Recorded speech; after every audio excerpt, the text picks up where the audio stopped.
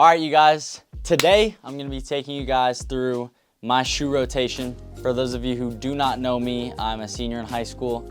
I run a 15:24 5K. I got runner-up in last year's state championship in track. So I would say I'm decently qualified to tell you guys the shoes that I wear. I guess it doesn't really matter.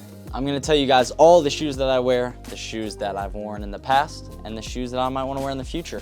Be free to go down in the comments, y'all. Criticize my shoes, tell me what shoes I should get, tell me what shoes you guys wear. I love the feedback, so thank you guys for commenting. All right, I feel like I should start out with Easy Trainers. I think that just makes the most sense, right? I've experimented a lot with like Easy Trainers. I used to really just get a new pair every single time. I'd wear the other one out, like a different brand even. And then I realized that that wasn't really that smart. So I started getting the same shoe every time. I've experimented with Hoka's, Brooks, Nike trainers, and Saucony's. And from that group, I think my favorite shoe, y'all, favorite trainer that I've ever worn, these trainers are actually amazing. They are the Saucony Triumph 20s. Look at this beautiful shoe, y'all. So the Saucony Triumph 20s are my shoes for long runs, easy runs, just general aerobic runs, any type of run that's about around 6:30 to 8-minute pace.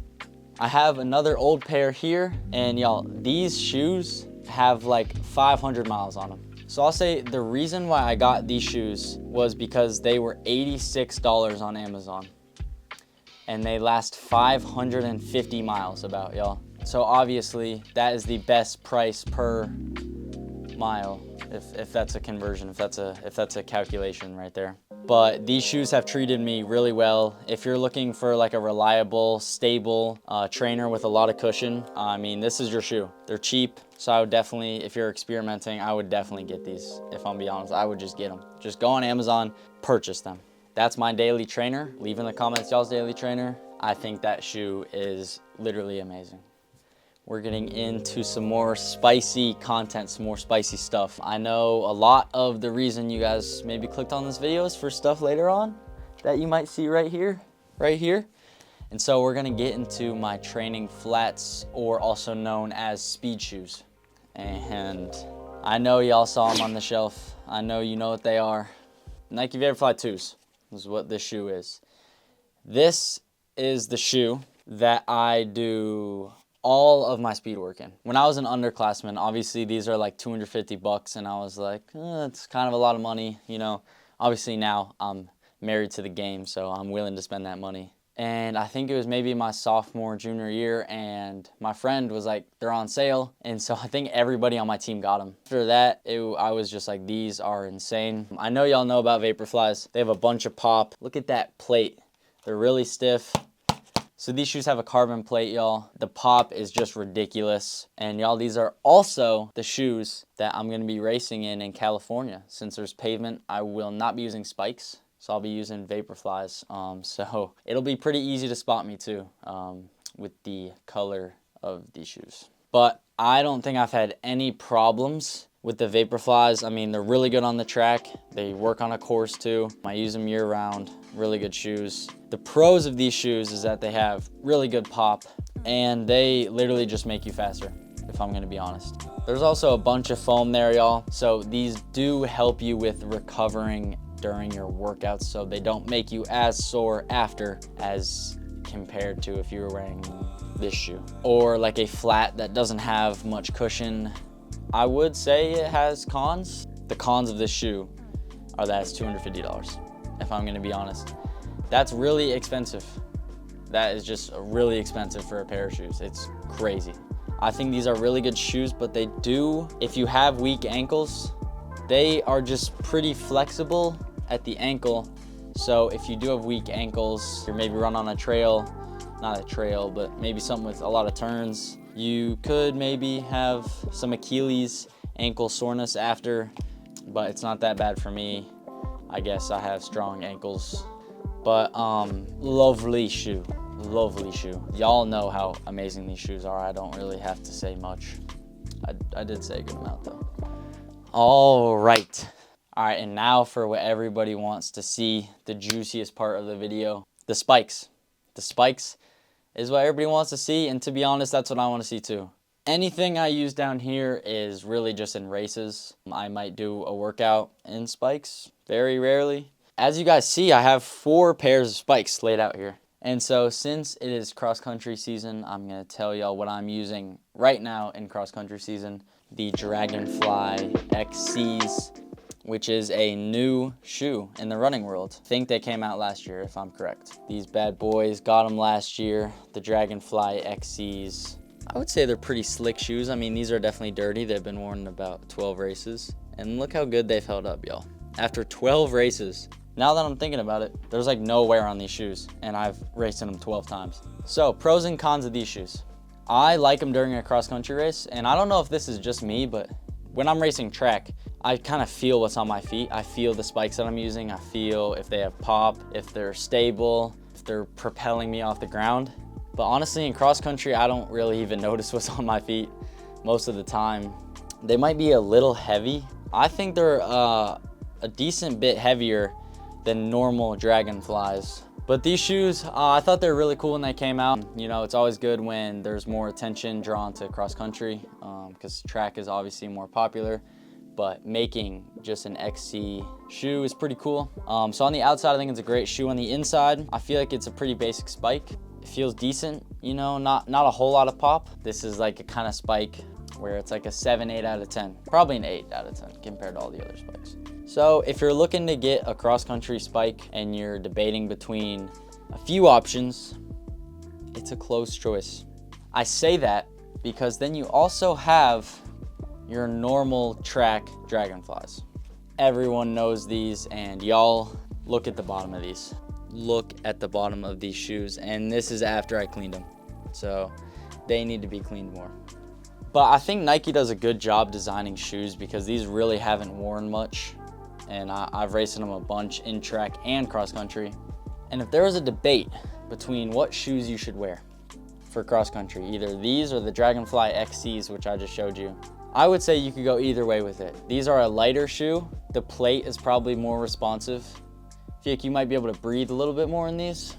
You know, they've got this little thing on your ankle. The cushion is pretty much the same. They're really similar. I would say the XCs might just be a little bit more durable and can handle cross-country conditions a little bit better. But this season, what I am doing, y'all, for spikes, is I'm alternating between the two of those. Those are both old, used shoes. And so what I'm doing is when I get into the very important races of my season, championship season, you know, regionals, state, NXR, NXN, I'm gonna buy a brand new pair of spikes. And I'm gonna need some input, y'all. Drop in the comments right now, go down, drop in the comments, what spikes should I wear for my championship season, this cross-country season? I'm debating between the Dragonfly XCs, the normal Dragonflies that you wear on the track, and then y'all, there's a new shoe on the scene, the On cross-country spikes. My teammate actually has these, and I put them on, I tried them on, and I'm not gonna lie, they felt ridiculously good. They felt like fast 800 spikes that are like for a 5K on a course. So I am thinking about getting those, switching over from Nike to On. And there's definitely a debate between On and Nike right now. So drop down in the comments if you're team On or if you're team Nike. I think right now I have to say I'm team Nike because I don't have any On stuff. All right, y'all, now that you're back from the comment section, we're gonna go through my last 2 pairs of shoes, 2 pairs of spikes. These shoes, oh my gosh. The Nike Victories are definitely the coolest shoe that I've ever owned. These things are sweet. I mean, just take a look at these. I mean, just look at the shape of that shoe. Like, that's how you're landing when you're sprinting. I mean, look at that shape. This is the Elliot Kipchoge version of this shoe. So it's got little stuff on there like no human is limited. It's got, I think, his 5K time in here from a race. Yeah, from 2003. It's just got a bunch. I mean, look how like thin these shoes are. I would love if you could just spawn in, if you could just be here right now and feel how light these shoes are. It is crazy. They also have, look at that little like air pocket, and this plate is just insane. When I'm running in these spikes, it feels like I'm jumping on a trampoline. These are definitely not cross-country spikes, so I wouldn't wear these past the mile even. Doesn't even matter how fast you are. I wouldn't even wear these past the mile because, as you can see, they're not durable. These are track spikes for sure, and they're 400, 800, 1500 mile spikes for sure. I mean, they're really thin. I haven't ripped them yet. I've raced them a good bit of times and they still look really good. So I love these spikes. These are definitely the coolest spikes I have. Really cool design, and the pop on these is incredible. It totally beats out the Nike Dragonflies in my opinion. If I was running an 800, I'll probably take these. The question really is whether you want stability or not. These are not stable shoes at all. I mean, you're rotating all over the place with these.